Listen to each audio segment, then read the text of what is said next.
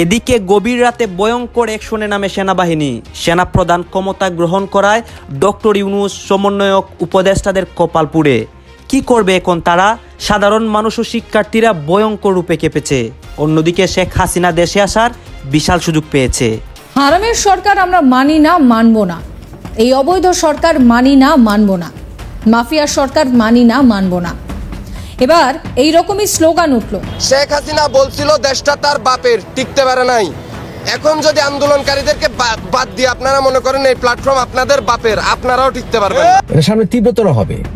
বিএনপিকে একটি ট্র্যাপে ফালানোর চেষ্টা করছে সমন্বয়কারীরা। সেই ট্র্যাপটি হচ্ছে বিএনপিকে উত্তেজিত করা। বিএনপিকে উত্তেজিত করে পরে বিএনপি এবং আওয়ামী লীগ এই দুটো দলকে তারা টার্গেট করবে একসাথে এবং একই হিসাবে। শেখ হাসিনার ফিরে আসার বার্তা দিলেন বাংলাদেশের সেনাপ্রধান জেনারেল ওয়াকারুজ্জামান। রয়টার্সকে দেওয়া সাক্ষাৎকারে এমন মন্তব্য করেন তিনি। আমরা একটা সুন্দর আলোচনা করেছি, সেখানে আমরা সিদ্ধান্ত নিয়েছি যে একটা ইন্টারিম গভর্নমেন্ট আমরা ফর্ম করব। The people and the students furious.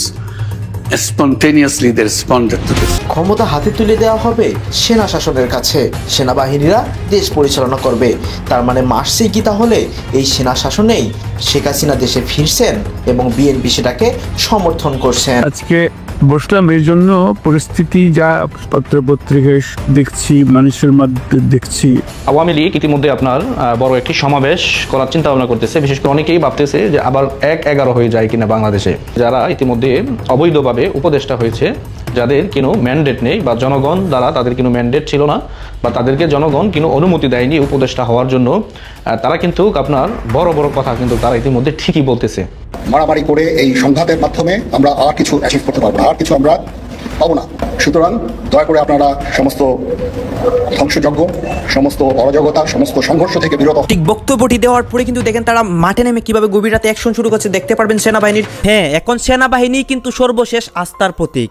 দর্শক শ্রোতা, বাংলাদেশের যেই পরিস্থিতি চলতেছে, সবাই বলতেছে সেনাবাহিনী ক্ষমতায় আসুক এবং তারা অ্যাকশনে নামুক। ঠিক তেমনি আজ গভীর রাতে অনেক ভয়ঙ্কর কিছু হয়ে যায়। গাজে এইসব বিষয় পর্যালোচনা করে আমরা অনেক তথ্য পাই এবং ভিডিও পাই, সেইগুলো কিন্তু আপনাদের সামনে তুলে ধরবো।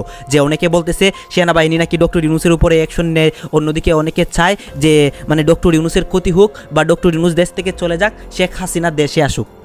এই বিষয়গুলো নিয়ে কিন্তু আওয়ামী লীগের নেতাকর্মীরা বক্তব্য দিচ্ছে এবং তাদের বক্তব্যগুলোর কতটুকু সত্যতা রয়েছে সেইগুলো এই একটি ভিডিওতে আপনাদের সামনে তুলে ধরবো।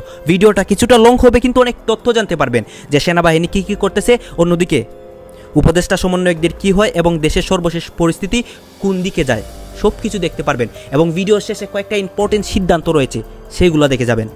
এই যে তারেক রহমান বাংলাদেশের রাজনীতি থেকে দীর্ঘদিন যাবৎ তিনি দূরে অবস্থান করছেন। তবে অনলাইনে মিডিয়া প্ল্যাটফর্মে নেতাদের বিভিন্ন সফরের মাধ্যমে তিনি রাজনীতিকে যতটুকু দূর থেকে চাঙা রাখার দরকার রাখছেন। গেল 6 মাস হয়ে গেছে। আমরা ভাবছিলাম বা আমরা শুনছিলামও, ঘোষণাও আসছিল বিএনপির পক্ষ থেকে যে আওয়ামী সরকারের পতনে ঠিক কয়েকদিনের মধ্যে তারেক রহমান দেশে ব্যাক করছেন, কিন্তু তিনি এখনও দেশে ব্যাক করেননি। হয়তোবা তিনি এটা ভাবছেন বা বিএনপির নেতারা ভাবছে যে তারেক রহমান দেশে আসলে তিনি গ্রেপ্তার হতে পারেন। এখন তো আওয়ামী লীগ নাই, তাহলে ভয়টা কোথায়? একটা ভয় তো কাজ করছেই, যার কারণে তিনি এখনও দেশে যাচ্ছেন না। তো গেল 6 মাস যাবৎ যথেষ্ট সুন্দর গোছালো ভাষায়, প্লাস দলের মধ্যে যারা বিক্রেওয়া যে নেতাকর্মীরা আছে তাদের বিরুদ্ধে পানিশিং ইস্যু, প্লাস বিএনপিকে আগামীর দিনে নতুন একটা রাজনৈতিক ভাবধারায় নেওয়ার চেষ্টা করছেন। এমনকি নেতাকর্মীদের বলছিলেন যে দেখো, যা শুরু করছো যদি এরকম চিন্তা করো 5ই আগস্টের মতন পরিণতি আমাদেরও হবে। তবে এত সুন্দর কথার মধ্যেও গতকালকে একটু ধৈর্য হারা হয়ে গেছেন। কেন? আমি বলছিলাম যে আমাদের উপদেষ্টাদের মধ্য থেকে বা জাতীয় নাগরিক কমিটির যারা নেতৃস্থানীয় নেতারা আছেন তাদের যে ঘোষণা, তাদের যে বক্তব্য বিএনপিকে নিয়ে বা জিয়াবাদকে নিয়ে বা নানান ধরনের বক্তব্য যে দিল্লির যারা গোলামি করবে বা দিল্লিপন্থী তাদেরকে এই দেশ থেকে বিতাড়িত করা হবে, এরকম নানান বক্তব্যে দিন শেষে তারেক রহমান আমার মনে হয় যে তিনি তার জায়গা থেকে গোছাইয়া কথাটা বলছেন। বাট এটা তার ভেতরে থাকা রাগেরই একটা বহিঃপ্রকাশ এবং এটা যথেষ্ট জায়েজ। আলোচনার মধ্যে আছে কিংস পার্টি, উপদেষ্টাদের বিভিন্ন ধরনের বক্তব্য, বিশেষ করে আসিফ, নাহিদ এবং মাহফুজের যে বক্তব্যগুলো টোটালি এখন পলিটিক্যাল স্টাইলই তারা কিন্তু কথা বলছেন। আর এটা স্বাভাবিকভাবে পছন্দভাবে বা গ্রহণযোগ্য না বিএনপির কাছে। আর যখন তারা দল ঘোষণার কথা বলছেন যে আগামী ফেব্রুয়ারিতে তাদের দল আসবে, তখনই আপনার মানে জাতীয় নাগরিক কমিটি বৈষম্য বিরোধীরা যখন দলের ঘোষণা করার কথা বলছেন, তখন বিএনপির কাছে মনে হচ্ছে যে এই যে দলটা, বিএনপির না, বাংলাদেশের অধিকাংশ জনগণের কাছে এখন মনে হচ্ছে রাষ্ট্রীয় পৃষ্ঠপোষকতায় ছাত্রদের দলটা তৈরি হচ্ছে। আর সেটা নিয়েই মির্জা ফখরুল ইসলাম বক্তব্য দিয়েছেন, রিজভী সাহেব দিয়েছেন, কিন্তু এই প্রথমবারের মতন আমার মনে হয় যে তারেক রহমান একটু খোলামেলা কথা বললেন, ঠান্ডা মাথায়, বাট কথাগুলো যথেষ্ট মিনিংফুল। তিনি বলছেন যে নির্বাচন নিয়ে বিতর্ক সৃষ্টি করলে পলাতক ফেসিসদের অবস্থান শক্তিশালী হবে। ভিন্ন রাজনৈতিক দলের প্রতি কটু মন্তব্য, প্রতিহিংসামূলক বক্তব্য, ঝগড়াসুলভ মন্তব্য জনগণের কাছে অনাকাঙ্ক্ষিত। এইসব তর্ক বিতর্কে সময়ের অপচয় হয়। অতীত থেকে বের হয়ে এসে স্বচ্ছ পথে তরুণদের এগিয়ে যেতে হবে। নতুন রাজনৈতিক দল যদি গঠন করে বিএনপি সেটাকে স্বাগত জানায়, তবে রাষ্ট্রীয় পৃষ্ঠপোষকতায় যদি তা হয় তাহলে জনগণ হতাশ হবে। বলছেন যে নির্বাচনই হচ্ছে জনগণের রাজনৈতিক ক্ষমতা নিশ্চিত করার প্রধান হাতিয়ার, আর নির্বাচন নিয়ে বিতর্ক সৃষ্টি করা উচিত না। নেতাকর্মীদের প্রতিও তিনি বলছেন, আপনাদের কোনো কার্যক্রম নিয়ে কেউ যেন কোনো বিভ্রান্তি ছড়ানো বা বিতর্ক সৃষ্টির সুযোগ না পায় সেই বিষয়ে সজাগ থাকতে হবে। জনগণ সঙ্গে থাকলে কোনো ষড়যন্ত্রই আমাদেরকে মানে কি বলা যায় দমায় রাখতে পারবে না। তো বলছেন যে আপনার এখানে সংস্কার এবং নির্বাচন দুটোই জরুরি।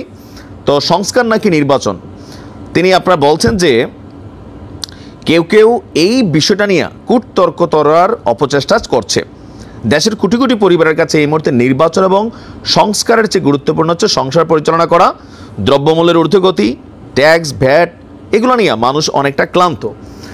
তো এখানে নানান বক্তব্য, তিনি যথেষ্ট লম্বা চূড়া বক্তব্য দিয়েছেন। তবে তরুণদের উদ্দেশ্যে তিনি বলছেন যে দেশের ছাত্র তরুণরা রাষ্ট্রের রাজনীতি এবং রাজনৈতিক ব্যবস্থার প্রতি আগ্রহী, এটি ইতিবাচক দিক।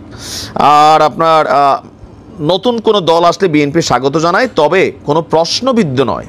পথটি হওয়া উচিত স্বচ্ছ এবং স্বাভাবিক।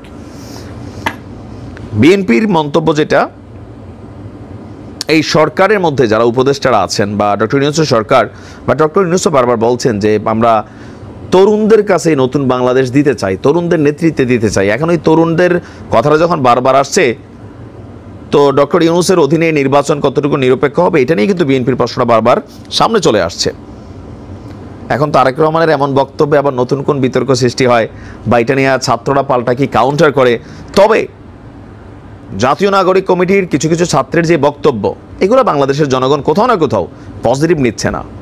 যেভাবে আঙ্গুল উঁচে টুচে খাটের তলায় মানে যেভাবে বক্তব্যটা দিচ্ছেন, এই দেশে রাখবো না, এটা করবো না, সেটা করবো না, যদি ছাত্রদল অথবা বিএনপিও ঠিক একই ভাষা ব্যবহার করে, তারেক রহমান রাজনীতি করতে করতে বুড়া হয়েছেন, দীর্ঘদিন বিদেশ ছিলেন, সব কিছু বোঝেন।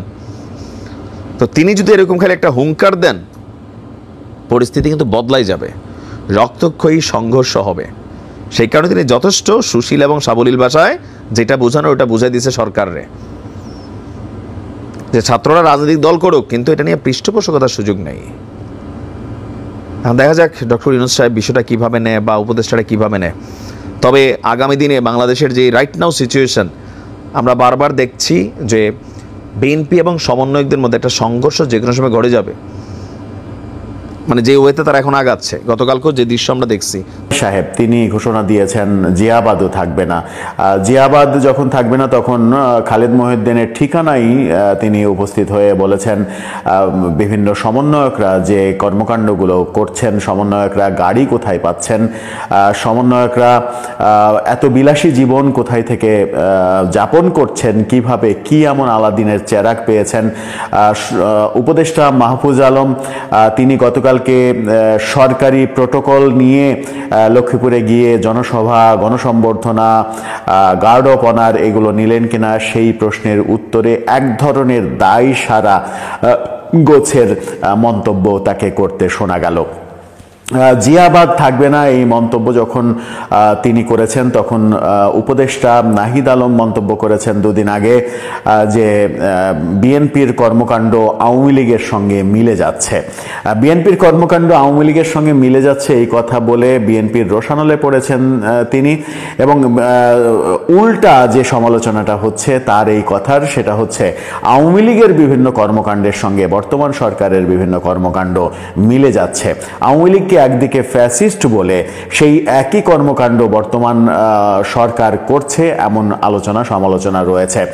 সরকারি পৃষ্ঠপোষকতায়, সরকারি পুঁজিতে, সরকারি টাকা খরচ করে যে আওয়ামী লীগের আমলে এমপি মন্ত্রীদের যে সফর আমরা লক্ষ্য করেছি, তোরণ নির্মাণ লক্ষ্য করেছি, হেলিকপ্টার বিমানে চড়ার যে ব্যাপারগুলো লক্ষ্য করেছি, সেগুলো এই সরকারের উপদেষ্টারাও করছেন এমন আলোচনা কিন্তু চতুর্দিকে ছড়িয়ে পড়ছে। বিশেষ করে উপদেষ্টা আসিফ মাহমুদ সজীব ভুঁইয়ার সম্প্রতি হেলিকপ্টার সফর, তিনি এর কম্বল বিতরণকে কেন্দ্র করে 23 বার হেলিকপ্টারে চড়েছেন এমন আলোচনা সামাজিক যোগাযোগ মাধ্যমে রীতিমতো ভাইরাল হয়েছে। অনেকে বলেন 30,000 টাকার কম্বল বিতরণ করার জন্য 10-12 লাখ টাকার হেলিকপ্টার ভাড়া দিয়েছেন তিনি। হেলিকপ্টার ভাড়া করা হয়েছিল স্কয়ার গ্রুপের হেলিকপ্টার। সেই হেলিকপ্টারের ভাড়া কোথায় থেকে এসেছে, সরকারি দপ্তর থেকে এসেছে কিনা সেগুলো একসময় তদন্তে বের হবে এমন আলোচনা বিভিন্ন টক শোতে সামাজিক যোগাযোগ মাধ্যমে যখন চলছে, তখন আমরা গতকালকে দেখেছিলাম চিত্রনায়িকা পরিমণি একটা স্ট্যাটাস দিয়েছিলেন যে স্বাধীন দেশে আমার নিরাপত্তা কেন থাকবে না, আমি কেন নিরাপত্তাহীনতায় ভুগব, এরকম একটা স্ট্যাটাস দিয়েছিলেন। এরকম স্ট্যাটাস দেওয়ার পরে আজকেই দেখা গেল পরিমণির নামে গ্রেপ্তারি পরোয়ানা জারি করা হয়েছে। ওই কথার জন্যই গ্রেপ্তারি পরোয়ানা জারি করা হয়েছে এমনটা নয়। পরিমণির যে মামলা ঝুলছিল, বোট ক্লাব মামলা, সেই মামলার শুনানিতে আজকে পরিমণির বিরুদ্ধে গ্রেপ্তারি পরোয়ানা জারি করা হয়েছে এবং অনেকে গতকালকে পরিমণির স্ট্যাটাসের সঙ্গে আজকের এই গ্রেপ্তারি পরোয়ানাকে মিলিয়ে দেখতে চাচ্ছেন এবং এটা নিয়ে সামাজিক যোগাযোগ মাধ্যমে প্রচুর লেখালেখি হচ্ছে। আদতে কি পরিমণির ওই স্ট্যাটাস সরকারের বিপক্ষে গিয়েছে বলে সরকার আজকে কোর্টকে, আদালতকে ব্যবহার করে তার বিরুদ্ধে গ্রেপ্তারি পরোয়ানা জারি করিয়েছেন, নাকি আদালত তার স্বাধীনভাবে তার মতো করে স্বাধীন আদালত চলছে? সেই আলোচনা কিন্তু শুরু হয়েছে চতুর্দিকে। আলোচনার ফলাফল কি হবে সেটা অবশ্য বলা মুশকিল। এদিকে আওয়ামী লীগ জয় বাংলা, মুজিববাদ, জিয়াবাদ এগুলো নিয়ে যখন বিতর্ক হচ্ছে, তখন আজকে উপদেষ্টা রেজওয়ানা তিনি বললেন যে উপদেষ্টা থাকা অবস্থায় ছাত্র উপদেষ্টারা সরকারের সুবিধা নিয়ে দল গড়ার কাজ করছেন কিনা এমন প্রশ্নের উত্তরে তিনি বলেছেন, যদি কেউ দল গঠন করতে চায়, দলের হয়ে কাজ করতে চায়, তাহলে সরকার থেকে বের হয়ে গিয়েই করবেন। কিন্তু এখনই করছেন কিনা সেই প্রশ্নের খুব একটা সদুত্তর তিনি দিতে পারেননি। কারণ বিভিন্ন জায়গায় সফর, বিশেষ করে উপদেষ্টা মাহফুজ আলমের সফর, আসিফ মাহমুদ সজীব ভুঁইয়ার কম্বল বিতরণের সফর, এই সফরগুলো প্রশ্ন তুলছে যে রাজনৈতিক দল গঠনের প্রক্রিয়ায় উপদেষ্টারা সরাসরি এবং সরকারি পৃষ্ঠপোষকতায় কাজ শুরু করেছে। সেই কাজ শুরু করেছেন কিনা তারা আদতেও, সেই প্রশ্নের উত্তরে ডক্টর রেজওয়ানা তিনি পরিবেশ উপদেষ্টা, তিনি এক ধরনের দায়সারা গোছের উত্তর দিয়েই দিলেন। উত্তরে খুব একটা যে সমাধান মিলল সেটা নয়। উপদেষ্টারা সরকারি পৃষ্ঠপোষকতায় বিভিন্ন সফর করছেন কিনা এর উত্তর কিন্তু এখনো বাকি রয়েছে। এর সদুত্তর আসলেই প্রয়োজন, কারণ একটা ফ্রেশ ইমেজ তৈরি করার জন্য, একটা ক্লিন ইমেজ তৈরি করার জন্য সরকারের এই উত্তরগুলো খুবই প্রয়োজন। এরকম আলোচনা যখন চলছে তখন আওয়ামী লীগের নেতা কর্মীদের বিভিন্ন রকম গণমাধ্যমে সাক্ষাৎকারের ঘটনা আমরা দেখছি। অনেক নেতাকর্মী এরই মাঝে গত একদিনে বিভিন্ন গণমাধ্যমে সাক্ষাৎকার দিয়েছেন। আওয়ামী লীগ ফেব্রুয়ারিতে 21শে ফেব্রুয়ারিকে কেন্দ্র করে আন্দোলন সাজানোর চেষ্টা করছে এবং একাধিক গণমাধ্যমে আওয়ামী লীগের কর্মীরা আওয়ামী লীগের নেতারা বলার চেষ্টা করেছেন যে 26শে মার্চের মধ্যেই তারা দেশে ফিরবেন। 26শে মার্চের মধ্যে আওয়ামী লীগের নেতারা দেশে ফিরতে চাইছেন কোন গ্রাউন্ডের ওপরে, কি এমন গ্রাউন্ড তাদের তৈরি হচ্ছে কিংবা হবে, সেটা আলোচনার বিষয় হতেই পারে। গ্রাউন্ডটা কি হতে পারে? গ্রাউন্ডটা এমন হতে হতে পারে যে আমেরিকা সরাসরি হস্তক্ষেপ করতে যাচ্ছে বাংলাদেশের রাজনীতিতে। আমেরিকা যদি সরাসরি হস্তক্ষেপ করে, ভারত যদি সেখানে এক ধরনের দুতিয়ালি করে, সেটা যে শুরু হয়েছে, সেটা যে ইতিমধ্যেই কার্যকর হতে শুরু করেছে, সেটা অবশ্য বলা যায়। ইতিমধ্যে সরকারকে দেখা যাচ্ছে যে স্বাস্থ্য খাতে অনুদানের জন্য, স্বাস্থ্য খাতে দ্বিপাক্ষিক সম্পর্কের জন্য চীনের সঙ্গে তারা বোঝাপড়ায় যাচ্ছে এবং পররাষ্ট্র উপদেষ্টা বলেই দিয়েছেন যে ভারতের চাইতে সহজলভ্য চিকিৎসা চীনে সম্ভব, আমরা চীনে চিকিৎসা নেব এবং চীন বাংলাদেশের চিকিৎসা সেবায় অনুদান দিতে চায়, এমন আলোচনা চলছে। অর্থাৎ ভারতকে এক ধরনের অ্যাভয়েড করা, ভারতকে বাদ দিয়েই পরবর্তী কর্মপরিকল্পনা তৈরি করার ব্যাপারগুলো সামনে নিয়ে আসছেন উপদেষ্টারা। ঠিক সেই মুহূর্তে ভারতকে বাদ দিয়ে এই কাজটা করা হচ্ছে যখন আমরা সবাই জানি যে ভারতীয় পণ্য, ভারতীয় অনেক পণ্যের উপরে বাংলাদেশ নির্ভরশীল। যদি সেগুলো বাংলাদেশে না আসে, চাল, ডাল, পেঁয়াজ, আলু, অনেক, এছাড়া আরও অনেক নিত্য প্রয়োজনীয় ব্যাপার, ভারতের সঙ্গে গ্যাসের চুক্তি রয়েছে, সেগুলো যদি না আসে, সেগুলো যদি বন্ধ হয়ে যায়, তাহলে বাংলাদেশের বাজার দর বর্তমানে যে আকাশচুম্বী হয়েছে সেটা কোথায় গিয়ে ঠেকবে সেটা অনুমান করারও বাইরে। সেই জন্যই আলোচনাগুলো হচ্ছে যে ভারতকে পাশ কাটিয়ে চীনের সঙ্গে সম্পর্ক এবং ভারতকে মাইনাস করে চীনের সঙ্গে সম্পর্ক করতে গিয়ে সরকার আরও বেশি বিপাকে পড়বে কিনা।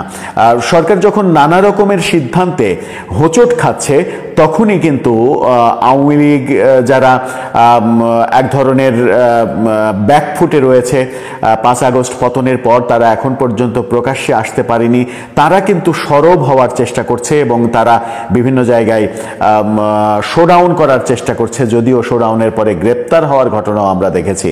গত দুদিনে প্রধান উপদেষ্টার পদত্যাগপত্র নিয়ে যে গুজব রটেছিল, আমরা আমাদের ভিডিওতেও বলেছিলাম, পদত্যাগপত্রের বিশ্লেষণে বলেছিলাম যে পদত্যাগপত্রের যে ভাষা, সেই ভাষা বিশ্লেষণ করলে স্পষ্টই বোঝা যায় যে এটা প্রধান উপদেষ্টার ভাষা নয়। কারণ পদত্যাগপত্রে যেভাবে সব কিছুর দায়, 5 আগস্টের পরের সমস্ত হত্যাকাণ্ডের দায় তিনি স্বীকার করে নিয়েছেন, এই ল্যাঙ্গুয়েজে প্রধান উপদেষ্টা পদত্যাগপত্র লিখবেন কিংবা কোথাও কোনো কথা বলবেন, এটা পাগলেরও ভাবার কোনো কারণ নেই। সুতরাং পদত্যাগপত্র যে ভুয়া গুজব ছিল সেটা আমরাও বলেছি।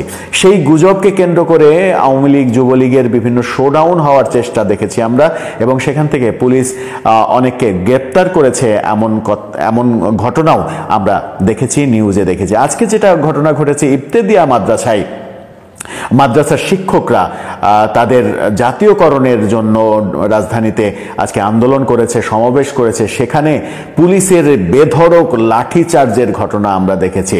ধর্মভিত্তিক প্রতিষ্ঠান কিংবা ধর্মভিত্তিক দল যখন এই সরকারের খুব কাছাকাছি অবস্থান করছে, তখন ইবতেদায়ী মাদ্রাসার শিক্ষকদের এইভাবে লাঠিপেটা করা, টিয়ার সেল ছোড়া, জল কামান ব্যবহার করা, তাদেরকে ছত্রভঙ্গ করা এবং হতাহতের খবরও পাওয়া যাচ্ছে। দাবি করছেন ইবতেদায়ী মাদ্রাসার শিক্ষকরা যে তাদের শিক্ষক একজন মারা গেছে, অনেকে আহত হয়ে হাসপাতালে গেছে। এই ঘটনা কি আবার সরকারকে ধর্মভিত্তিক মানুষগুলোর থেকে বিচ্ছিন্ন করে দেবে কিনা? এই যে ইবতেদায়ী মাদ্রাসার শিক্ষকদের উপরে পুলিশ চড়াও হলো, এই পুলিশকে আবার আওয়ামী লীগ হয়ে ফিরে আসলো কিনা তাদের প্রতি চড়াও হতে, সেই ব্যাপারটা নিয়ে ইতিমধ্যে ট্রল শুরু হয়েছে। ইবতেদায়ী মাদ্রাসার শিক্ষকদের যেভাবে লাঠি পেটা করা হলো, বেধড়ক পেটানো হলো, তাদেরকে মুমূর্ষ করে হাসপাতালে পাঠিয়ে দেয়া হলো, সেটা একটা বড় ইঙ্গিত দেয় কিনা যে ধর্মভিত্তিক জনগোষ্ঠী, ধর্মভিত্তিক দল এবং ধর্মভিত্তিক প্রতিষ্ঠানগুলোর সঙ্গেও সরকারের সুসম্পর্ক নষ্ট হতে চলেছে কিনা। সেটাও যদি হয়ে যায় তাহলে এই সরকার আমার মনে হয় যে বড় ধরনের বিপদে পড়ে যাবে, তাদের টেকা মুশকিল হয়ে যাবে। এমনিতেই চতুর্দিকে আলোচনা শুরু হয়েছে, ডক্টর ইউনূসের সরকার থাকছে না, নতুন তত্ত্বাবধায়ক সরকার আসছে, কারণ এই সরকারের নিরপেক্ষতা নিয়ে প্রশ্ন উঠেছে। এই সরকার নিরপেক্ষ নয় এমন প্রসঙ্গে বিএনপিও কথা বলছে। বিএনপি তাদের নিরপেক্ষতা নিয়ে মির্জা ফখরুল সরাসরি প্রশ্ন তুলেছেন একটা সাক্ষাৎকারে, একটা গণমাধ্যমের সঙ্গে সাক্ষাৎকারে তিনি বলেছেন যে সরকারে থেকেই যদি কোনো রাজনৈতিক দল গঠনে কিংবা কোনো রাজনৈতিক দলকে পৃষ্ঠপোষকতা দেয়া হয় তাহলে সরকারের নিরপেক্ষতা থাকে না, এই সরকারের অধীনে নিরপেক্ষ নির্বাচন হতে পারে না। দর্শক, সব মিলিয়ে আপনার কি মনে হয়, ডক্টর ইউনূস সরকার কি নিরপেক্ষতা হারিয়ে ফেলেছে? তারা কি নিরপেক্ষ থাকতে পারছে না? মাহফুজ আলমের গতকালকে লক্ষ্মীপুরের কর্মকাণ্ড সম্পর্কে বরেণ্য সাংবাদিক মাসুদ কামাল তার একটি ভিডিওতে মাহফুজ আলমকে উজিরে খামাখা উপাধি দিয়েছেন। তাকে উজিরে খামাখা বলেছেন, অর্থাৎ তার কোনো কাজ নাই, খামাখা একটা পদে বসে রয়েছেন এবং তাকে অপসারণ করার দাবিও তুলেছেন মাসুদ কামাল। তিনি যে সকল কর্মকাণ্ড করছেন একের পর এক, তিনি গতকালকে সমাবেশে বলেছেন আওয়ামী লীগকে নির্বাচন করতে দেয়া হবে না। এদিকে আজকে সিইসি তিনি বলেছেন, প্রধান নির্বাচন কমিশনার, তাকে আওয়ামী লীগ সম্পর্কে প্রশ্ন করা হয়েছিল, তিনি আওয়ামী লীগের নাম না নিয়ে বলেছেন যে আপনারা যে একটা বৃহৎ দলের কথা বলছেন, টপমোস্ট দলের কথা বলছেন, সেই দল নির্বাচনে অংশগ্রহণ করবে কি করবে না এটা আমাদের বিষয় নয়, এটা সরকারের বিষয়, সরকার যে সিদ্ধান্ত নেবে সেটাই হবে। অর্থাৎ নির্বাচন কমিশনের কোনো পরিকল্পনা নেই আওয়ামী লীগের নিবন্ধন বাতিল করার। তাহলে মাহফুজ আলম প্রকাশ্য জনসভায় বলছেন কেন যে আওয়ামী লীগকে নির্বাচন করতে দেব না, যখন প্রধান উপদেষ্টা ডক্টর ইউনূস ভারতের একটা পত্রিকাকে সাক্ষাৎকার দিয়ে স্পষ্ট বলেছিলেন যে আওয়ামী লীগ নির্বাচন করবে, যেহেতু প্রধান বড় দলগুলো চাইছে কাউকে বাদ দিয়ে নির্বাচন হবে না, সেই কারণে বিএনপির কথাই তিনি বলেছিলেন যে বিএনপি যেহেতু চাইছে আওয়ামী লীগকে নির্বাচন করতে দিতে হবে, সেই কারণে আওয়ামী লীগকে নির্বাচন করতে আমরা দেব। সেখানে প্রধান উপদেষ্টার কথাকে ভায়োলেট করে, তাকে ওভারটেক করে মাহফুজ আলম বললেন আওয়ামী লীগকে। এই আওয়ামী লীগের ব্যাপারে 24 ঘন্টাই যদি আপনি অ্যালার্ট না থাকেন, এবং 24 ঘন্টার 24 ঘন্টাই থাকতে হবে, মানে একটা সেকেন্ড আপনি ফাঁক দিবেন, ওই এক ফাঁকের মধ্যে সে কিন্তু এসে সর্বনাশ করে দিবে। ওরা এরকম 30 তারিখ আসবে, 0 পয়েন্টে আসবে, সুদের টাকায় আনবে, আনসার বাহিনী নামাবে, নতুন করে আবার মার্চ মাসে আসবে, চট করে আসবে। এই সব কিছুর পিছনে কিন্তু তাদের আশার একটা গন্ধ পাওয়া যাচ্ছে। ওদের গর্তে পালানো নেতাদেরকে গর্তের মুখগুলো একটু বন্ধ করে দেই, যাতে ওই গর্ত থেকে শ্বাস প্রশ্বাস ছেড়ে বাংলার বাতাসকে দূষিত করতে না পারে। হঠাৎ করে আওয়ামী লীগের বিভিন্ন পেজে, ভারতীয় গণমাধ্যমগুলোতে আওয়ামী লীগের নেতাকর্মীদেরকে আবার উজ্জীবিত করার জন্য চেষ্টা চালিয়ে যাচ্ছে। পার্শ্ববর্তী দেশ থেকে তারা বিভিন্ন ধরনের বার্তা পাঠাচ্ছে বাংলাদেশে, যে আগামীর বাংলাদেশে আওয়ামী লীগ আবার ফিরে আসবে। হ্যাঁ, আওয়ামী লীগ ফিরে আসবে, তবে গর্ত থেকে তারা এই মেসেজগুলো দিচ্ছে যে ফিরে আসার মেসেজ।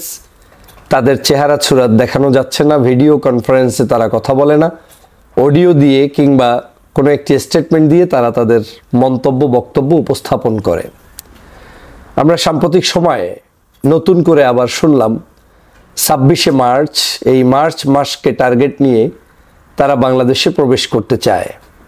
এমনকি সেই জায়গায় আমরা টার্গেটের মধ্যে দেখলাম সাবেক স্বরাষ্ট্রমন্ত্রী আসাদুজ্জামান কামাল, তারপর বেশ কিছু সিনিয়র মন্ত্রী, এমপি, সাবেক যারা আওয়ামী লীগের নেতা, তারা বিভিন্নভাবে মন্তব্যে চলে আসা শুরু করেছেন। তার মধ্যে অন্যতম মুক্তিযোদ্ধা বিষয়ক মন্ত্রী আকমা মোজাম্মেল, তারপরে আপনার আওয়ামী লীগের সাবেক যুগ্ম সাধারণ সম্পাদক মাহবুবুল আলম হানিফ সহ বিভিন্ন নেতারা এই বক্তব্য দিচ্ছেন। আমার কেন জানি মনে হচ্ছে একটি সিন্ডিকেট তারা যে কোনো উপায়ে এই মানুষগুলোকে দেশ থেকে যখন বের করে দিয়েছে, একটা লম্বা মাস্টার প্ল্যানে, পার্শ্ববর্তী দেশের একটি পরিকল্পনায় এই মানুষগুলো কোনো না কোনো জায়গায় একটি ষড়যন্ত্রের মধ্যে ঐক্যবদ্ধভাবে কোনো একটা প্রচেষ্টা অব্যাহত রাখার চেষ্টা করে যাচ্ছে। বাংলাদেশের জনগণ ওনাদেরকে যখন এই দেশ থেকে বিদায় করেছে, এটা একেবারেই জনগণের ক্রেডিট। এখানে কোনো ধরনের আমি, আপনি, আমরা এই অবদান নাই। সমগ্র বাংলার জনগণ ওদেরকে এমনভাবে বিতাড়িত করেছে যেটা ওরা এক্সপেক্ট করতে পারে নাই, ওরা ভাবতেও পারে নাই যে এভাবে পালিয়ে যেতে হবে। 5ই আগস্টের পূর্বে ওরা কোনোদিন এটা ভাবতে পারে নাই। আপনি দেখেছেন যে কামাল সাহেবের একটা ইন্টারভিউ দেখলাম, 5-6 তারিখ পর্যন্ত উনি সম্ভবত বাংলাদেশেই ছিলেন, তারপরে উনি পার্শ্ববর্তী দেশে গিয়েছেন। তো এই মানুষগুলো এখন ওই দেশে বসে বসে নতুন নতুন নীল নকশা আঁকছেন।